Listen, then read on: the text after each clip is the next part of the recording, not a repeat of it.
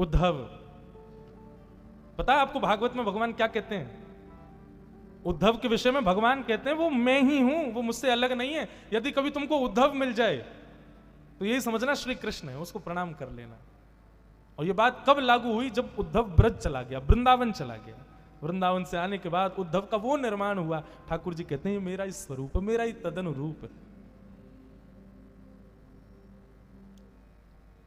उद्धव जी महाराज यमुना जी के तट पर गए और अपना आंचल, अपने वस्त्र के पल्लू को फैला करके उद्धव जी महाराज विधाता से कहते हैं किया शाम हो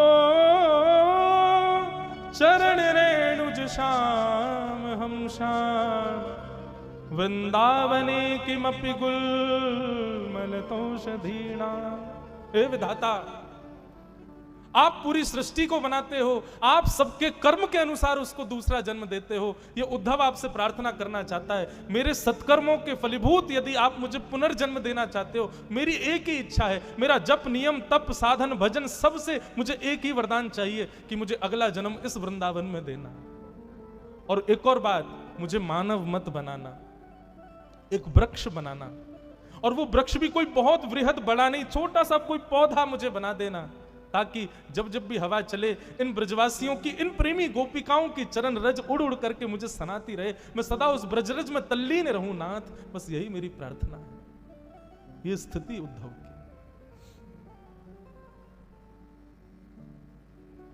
ऐसे उद्धव जी को हम प्रणाम करते हैं। उद्धव जी की एक विशेषता है बंधुओं, आपको पता है जब द्वारिका में यदुवंशियों को संतों ने श्राप दिया कि संपूर्ण यदुवंश नाश हो जाए, तो सारे यदुवंशी गए भगवान के पास और भगवान से कहा आप दुनिया के श्रापों को दूर करते हो, आपके खुद के परिवार को श्राप लग गया, ठाकुर जी इसको दूर करो। भगवान बोले सोचने दो। अब यदुवंशियों में उद्धव भी आता, उद्धव कोने में ही बैठा था। भगवान बोले एक उपाय है। बोले क्या? बोले हमारे सौराष्ट्र में एक शंकर जी का मंदिर है, उसका नाम है सोमनाथ। ये सोमनाथ मंदिर जो है ये श्रापों को दूर करने के लिए प्रसिद्ध है।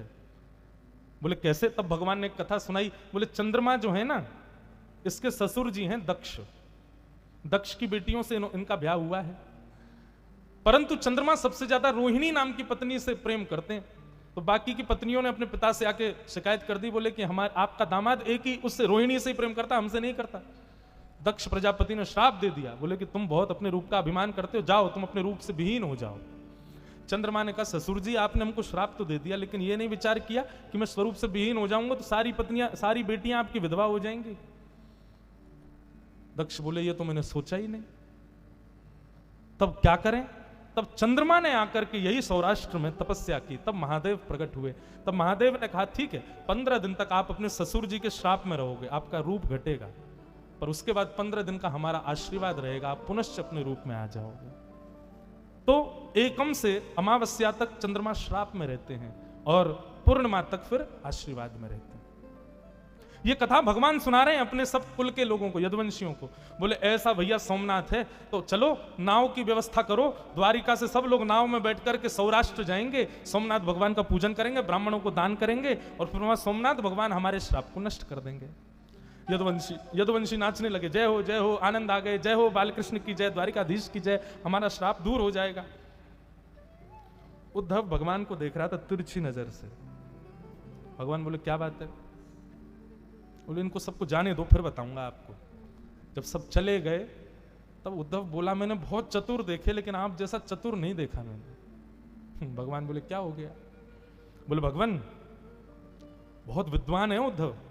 उद्धव बोले ये श्राप लगना, मोक्ष मिलना, पाप होना, पुण्य होना, सूतक लगना, पातक होना, ये सब वहां होता है जो ब्रह्मा ने सृष्टि बनाई है। ब्रह्मा की बनाई हुई पृथ्वी पर ये सब चीजें लागू होती हैं।